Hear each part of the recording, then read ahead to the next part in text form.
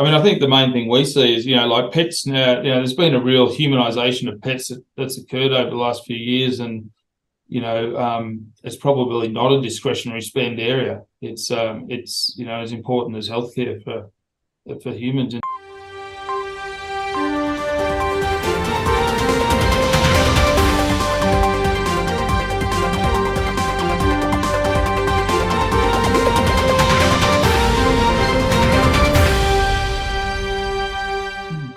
Apiam Health Ltd, ASX AHM on the Australian Stock Exchange, is a mixed production and veterinary clinic with across Australia with over 300 vets. And joining me from Bendigo right now is Dr. Chris Richards. Hello, Chris. Hi, Tim.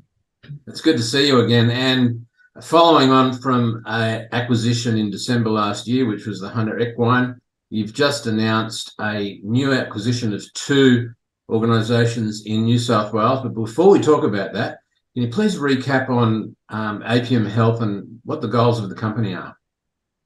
Yeah, so Apiam Animal Health are the largest provider of veterinary services into rural and regional Australia. So we operate 78 veterinary clinics throughout all regions of Australia, particularly on the East Coast and in Tasmania and Western Australia. The services that we're providing through our typical rural clinics are to companion animals as well as to the farming and livestock sector. And so recently you've seen a shift across the business segments and the revenue split. Please talk about that.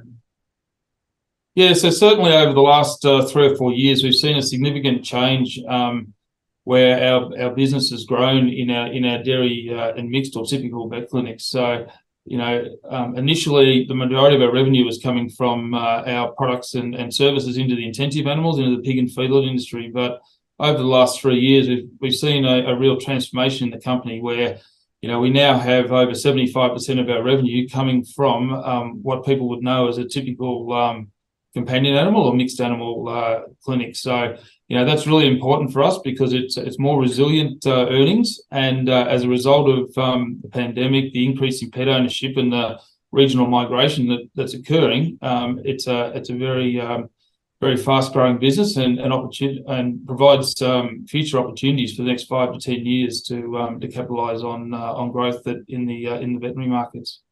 Well, this leads straight into the most recent acquisition that was announced last week, acquisitions, and that feeds very much into the vet products and particularly the Pro Dairy and the Best Mates program. Please tell us about the acquisitions. Yeah, so we announced that we made acquisition of two large veterinary businesses. One is in the southern Hunter region of New South Wales at Singleton. So that's a large clinic that's providing mixed animal services. There's opportunities for us there to bring in some synergies, particularly around the growth side with our Best Mates program. It really opens up a new area for us on one of the regional growth corridors. The second clinic is at Merimbula. There's three businesses involved in, one business with 3 clinics. So Merimbula, Pambula, and Eden. And so that south coast region of New South Wales, again, that's a new entry point for us. And that clinic sits right at the south of one of the larger dairy regions in New South Wales. So, it gives us opportunity to launch our Pro Dairy program. But it also enables us to roll out our Best Mates program, which is a subscription wellness program for the pet market. So where do you see the acquisition situation for Apiam over the next few months, say the remainder of 2023? Do you have anything lined up for acquisition or looking at any particular acquisition? Yeah, look, we've always got acquisitions coming to us.